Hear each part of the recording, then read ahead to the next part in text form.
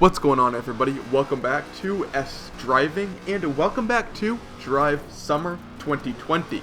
This is the series where I upload 3 days a week in order to reach my goal of 1,000 subscribers by the end of this year.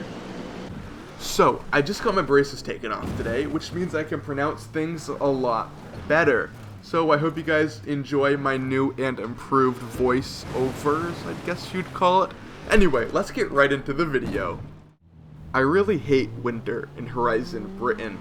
It's fun for a day or two, and then it gets really boring. Let's take a trip down memory lane and go to Horizon Australia, where there's no such thing as snow. We're about to teleport, so hang on to the device that you're watching this video with. Things are about to get a little rowdy.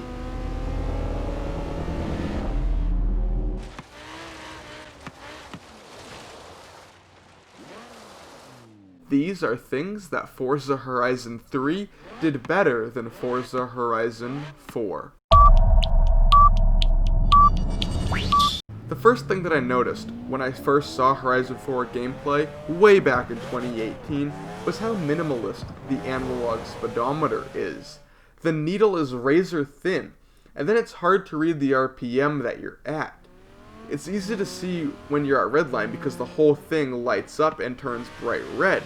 What I don't like about the speedometer is that when I'm driving quite fast and I'm about to enter a sharp turn, it's quite difficult to determine how many gears I want to downshift. Usually when I choose to downshift aggressively in Horizon 4, I know the car, and I know the power band, so that I can easily determine what gear I must downshift due to the sound. Downshifting in a car that's unfamiliar to me in Horizon 4 is quite difficult with the speedometer. Here's the thing about a speedometer. A speedometer is a key tool that I don't focus on when casually driving.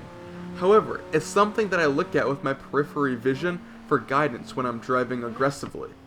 The speedometer in Horizon 3's Australia is fantastic. The needle in the RPM range is quite clear and easy to read with my peripheral vision.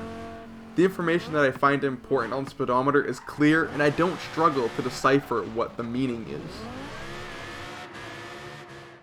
The airport in Horizon 3 is so much better than the rundown and bumpy railroad track mess of an airport in Horizon 4. In Horizon 4, there's a freaking railroad track that goes right through the middle of the airport's runway, and the runway is also covered with piles of dirt. In Horizon 3, the runway is flat and long enough to drag race. Oh yeah, and in Horizon 3, there are no railroad tracks in the middle, nor piles of dirt lying around the airfield.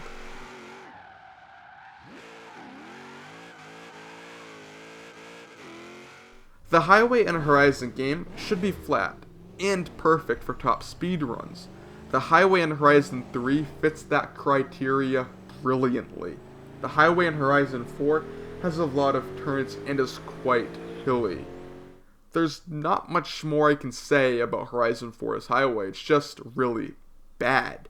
The highway in Horizon 4 should be straight for top speed runs, but it just isn't.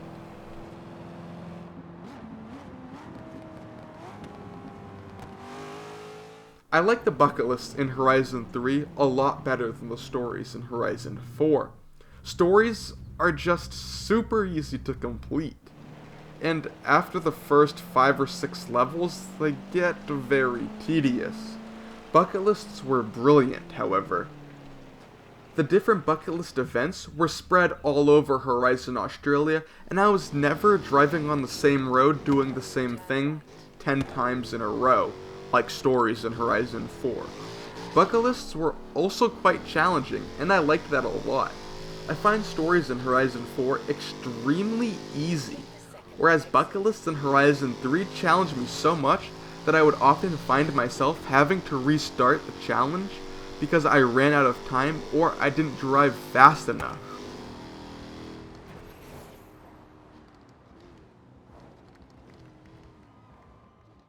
I feel that with every new Forza game, people always complain about how bad the sound is. I remember people complaining about the sounds in Horizon 3 and how awful they were compared to Horizon 2. Now they, and myself are complaining about the sounds in Horizon 4. In Horizon Britain, the sounds took a massive dive downhill. And now I'm not going to say anything else. I'm going to prove the sound difference and how bad the sounds in Horizon 4 actually are. So first up, let's begin with a comparison test with the R32 GTR.